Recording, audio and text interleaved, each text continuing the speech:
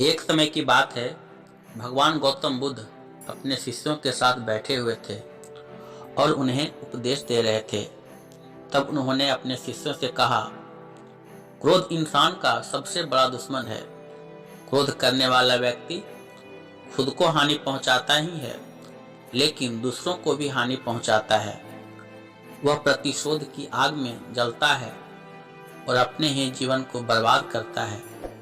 उनके उपदेश खत्म हो जाने के बाद उनके शिष्यों में से एक शिष्य खड़ा होता है और भगवान गौतम बुद्ध से बोलता है, तू एक ढोंगी है। तेरी बातें मनुष्यों के रहन सहन से विपरीत है। तू जो भी करता है उसे अपने जीवन में अनुसरण नहीं करता है और दूसरों को यह सब करने को कहता है। जब उसका वह शिष्य गौतम बुद्ध को उल्टी सीधी बातें कह रहा था, तब गौतम बुद्ध ने कोई प्रतिक्रिया नहीं दी और वे शांत बैठे थे।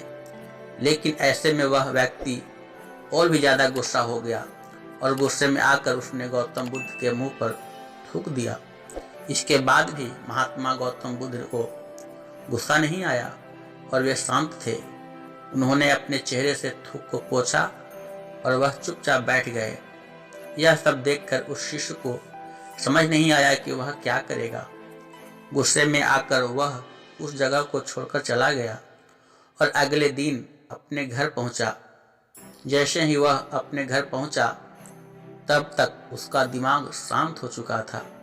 दिमाग के शांत होते ही उसे इस बात का एहसास हुआ कि उसने कितनी बड़ी गलती की, उसे पाप हुआ है। वह खुद को मन ही मन कहने लगा, यह मैंने क्या कर दिया। मैंने महात्मा बुद्ध का अपमान किया है। ऐसा पाप मैं कैसे कर सकता हूँ। मैंने बहुत बड़ी गलती कर दी है। मुझे जाकर उनसे माफी मांगनी होगी। यह कहकर वह तुरंत ही गौतम बुद्ध के पास चला गया, लेकिन गौतम बुद्ध उस स्थान पर नहीं थे। ऐसे में वह शिष्य जगह जगह भटक कर उन्हें खोजने लगा। जैसे ही उसे महात्मा बुद्ध मिले तो वह उनके पैरों पर गिर गया और वह उनसे कहने लगा, मुझे माफ कर दीजिए, मुझसे गलती हुई है। मैंने आपका अपमान किया है। मैंने यह बहुत बड़ा पाप किया है। यह शब्द देखकर गौतम बुद्ध ने कहा, शांत हो जाओ। क्या बात है, मुझे बताओ, तुम कौन हो। गौतम बुद्ध के यह पूछने पर वह शिष्य चौंक गया। वह सोचने लगा कि महात्मा बुद्ध मुझे कैसे भूल सकते हैं। मैंने तो उनका अपमान किया था। यह सोचकर उसने महात्मा बुद्ध से पूछा, मैं वही शिष्य हूँ जिसने कल आपका अपमान किया था और आप इतनी जल्दी भूल गए। भगवान गौतम बुद्ध बोले, हमें कल की बातों को कल में ही छोड़ देना चाहिए। वह अच्छा हो या बुरा, उसके बारे में बार बार विचार नहीं करना चाहिए। मैं बीती हुई बातों को पीछे छोड़कर आगे चलता हूँ और ऐसा ही हम सबको करनी चाहिए। महात्मा बुद्ध की यह बातें सुनकर वह शिष्य और भी प्रभावित हुआ और उनसे बोला, मैं आज से आपकी हर बातों को माना करूँगा।